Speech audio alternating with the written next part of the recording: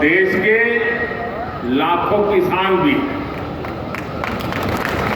जय जवान, जय किसान, जय विज्ञान और जय अनुसंधान।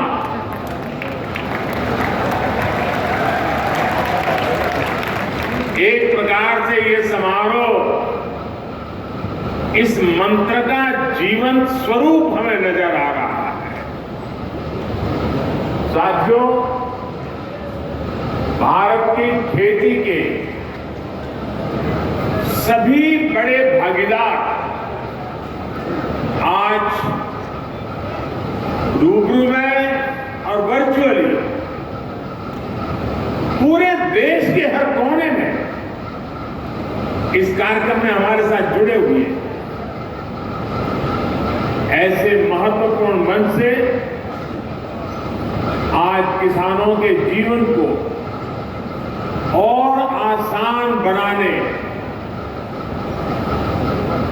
किसानों को और अधिक समृद्ध बनाने और हमारी कृषि व्यवस्थाओं को और आधुनिक बनाने की दिशा में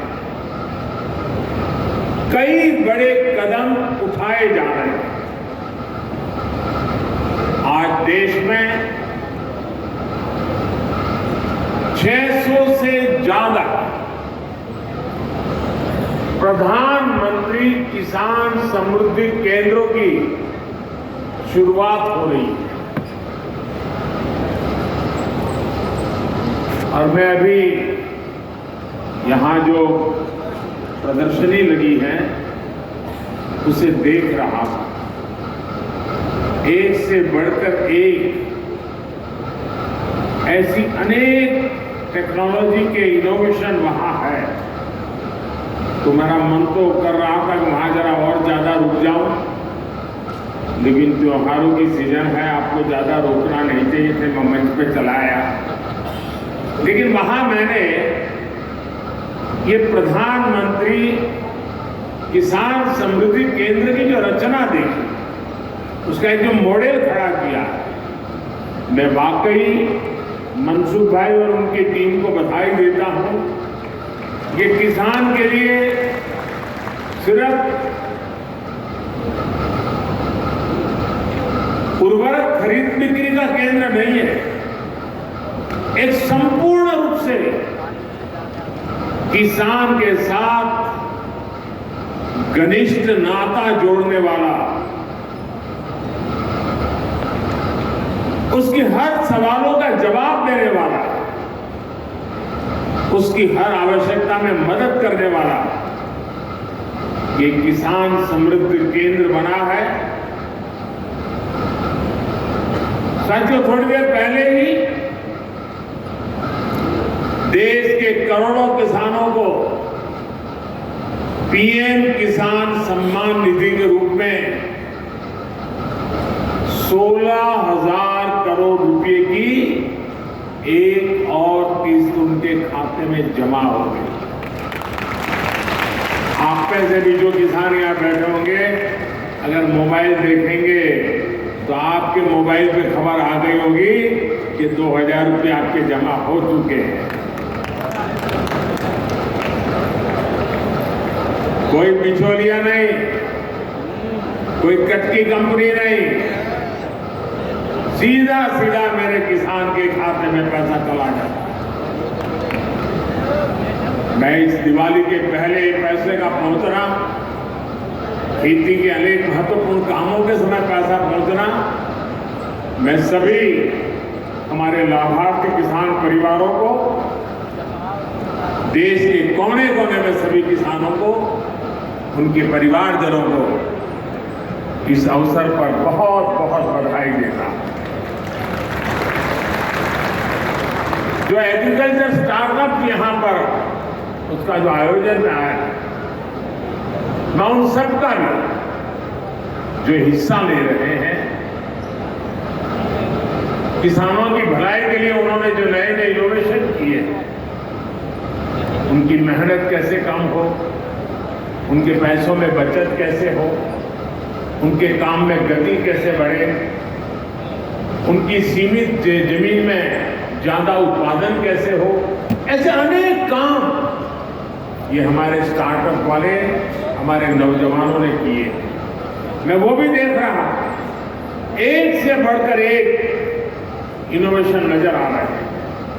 मैं ऐसे सभी युवाओं को भी जो आज किसानों के साथ जुड़ रहे हैं, उनको बहुत बहुत बधाई देता हूं और उनका इसमें भागीदार होने के लिए हृदय से अभिनंदन और स्वागत करता हूं।